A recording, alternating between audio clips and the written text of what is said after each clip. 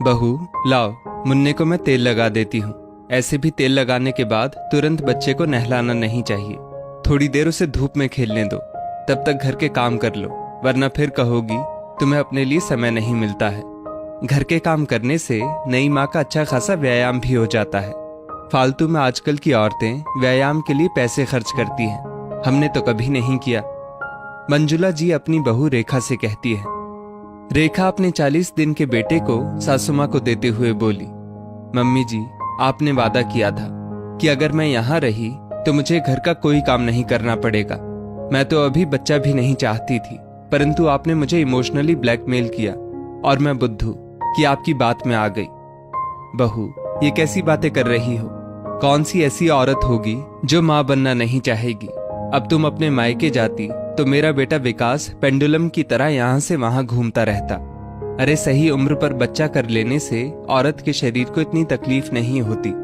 30-40 के बाद औरतें बच्चे करती हैं, फिर अपने वजन को घटाने के लिए लाखों रुपए खर्च करती हैं।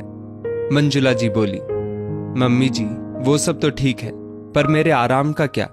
मैंने गलती कर दी जो आपकी बात मान ली और अपने मायके नहीं गई।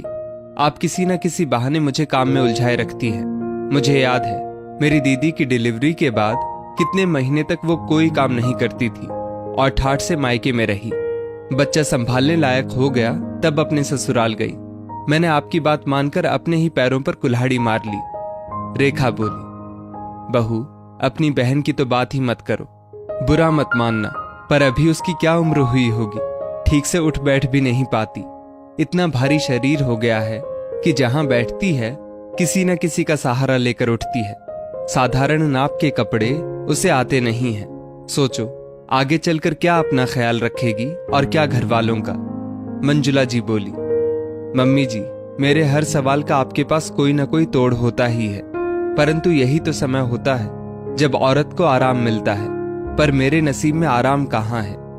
इतना कहकर रेखा सूखे कपड़ों को समेटने लगी।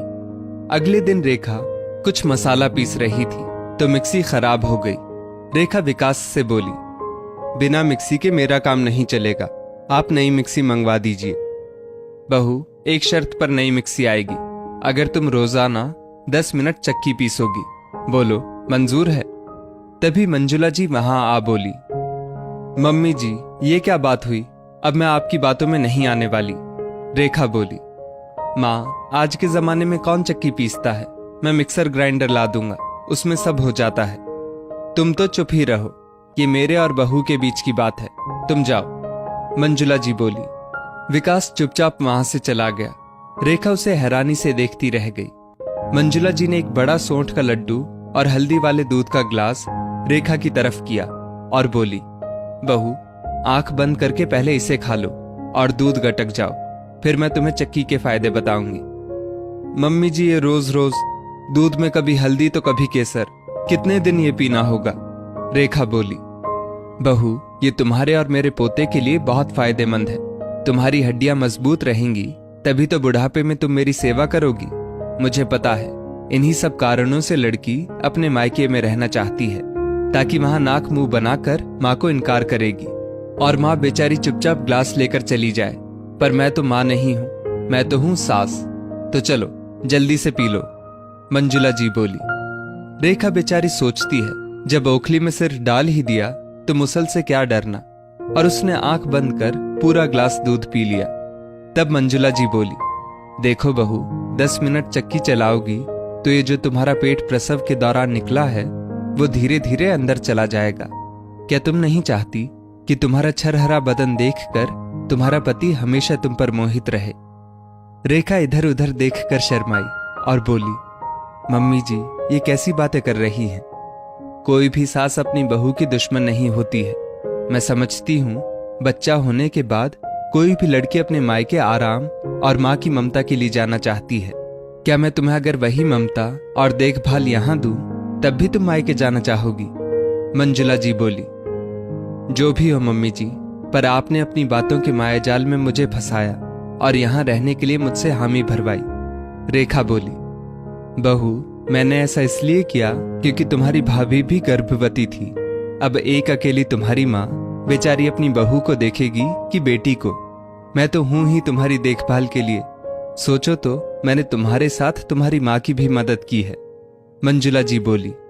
तभी रेखा की माँ का फोन आया और वो बोली, बेटा, आज के जमाने में कौन सी सास या समधन सामने वाले के लिए इतना सोचती है।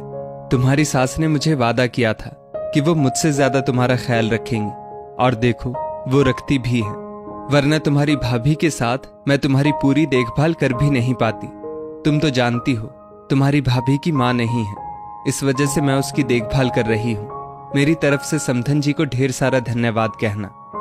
अब मंजुला जी जो व्यायाम और काम रेखा को बताती वो बड़े ध्यान से करती। धीरे धीरे उसका शरीर पहले की तरह होने लगा।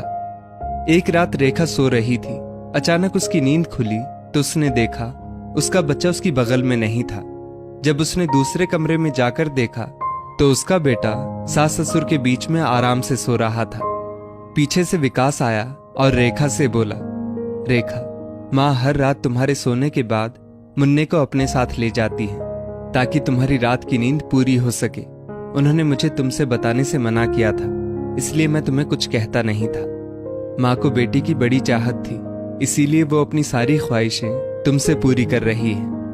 ये सब सुनकर रेखा की आंखों में आंसू आ गए। अगले दिन मंजुला जी के बिना बताए रेखा चक्की पीस रही थी तो मंजुला जी बोली, बहू, अब इतना भी व्यायाम मत करो कि हवा में उड़ जाओ। अब मुन्ने का बचा हुआ काम तुम करो, मैं चली आराम करने। नहीं नहीं मम्मी जी, अपने पोते को आप खुद संभालिए, मुझे तो इनके साथ शॉपिंग पर जाना है। अब मायके में बच्चा दादी के पास रहे या नानी के पास, क्या फर्क पड़ता है। रेखा मुस्कुराकर बोली।